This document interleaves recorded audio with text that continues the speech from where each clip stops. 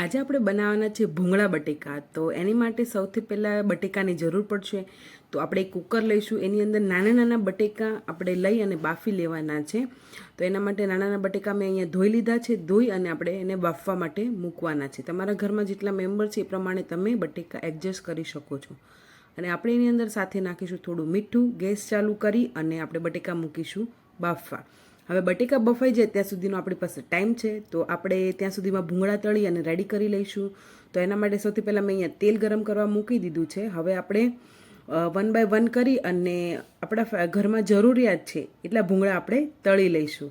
હે ને? તો અહીંયા હું 3-4 લોકો માટે બનાવી રહી છું. તો હું એ રીતના ભૂંગળા તળીશું. અને તમારા ફેમિલીમાં મેમ્બર છે એ પ્રમાણે તમે ભૂંગળાને એડજસ્ટ કરી શકો છો, તમારા ઘરના મેમ્બર પ્રમાણે.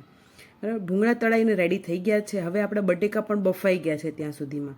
તો આપણે બટેકાને બાફેલા બટેકાને બહાર કાઢી લઈશું, ઠંડા થવા દઈશું અને આપણે એની છાલ ઉખેડી અને નાના નાના ટુકડા કરી લઈશું. જો બહુ મોટા બટેકા છે તો તમે નાના ટુકડા કરી શકો છો.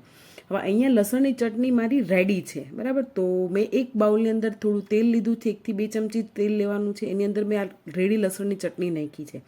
તો આ ચટણી બનાવવાની રીત હું તમને ટૂંક સમયમાં મારા નવા વિડીયોમાં આપીશ. બરાબર, તો ત્યાં સુધીમાં આપણા ભૂંગળા બટેકાનું જે બટેકા હતા એ રેડી થઈ ગયા છે. ચટણી નાખવાની છે અને અંદર બટેકા નાખી હલાવી લેવાનું છે.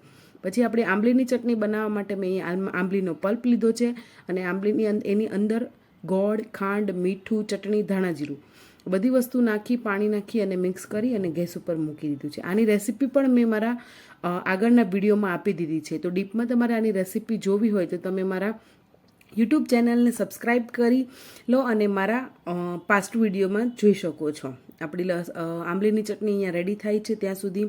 જો તમને મારો વિડીયો જોવાની મજા આવતી હોય તો તમે લાઇક, શેર, સબસ્ક્રાઈબ અને કમેન્ટ કરતા રહેજો. તો તમારી કમેન્ટ અને લાઇક શેરના લીધે પણ પ્રોત્સાહન વધારે મળે છે. અને એની સાથે આપણી લસણની ચટણી આંબલીની ચટણી થઈ ગઈ છે રેડી. અહીંયા ખારીસિંગ પણ લીધી છે કેમ કે અમારા ઘરમાં ભૂંગળા બટેકા સાથે ખારીસિંગ ખાય છે.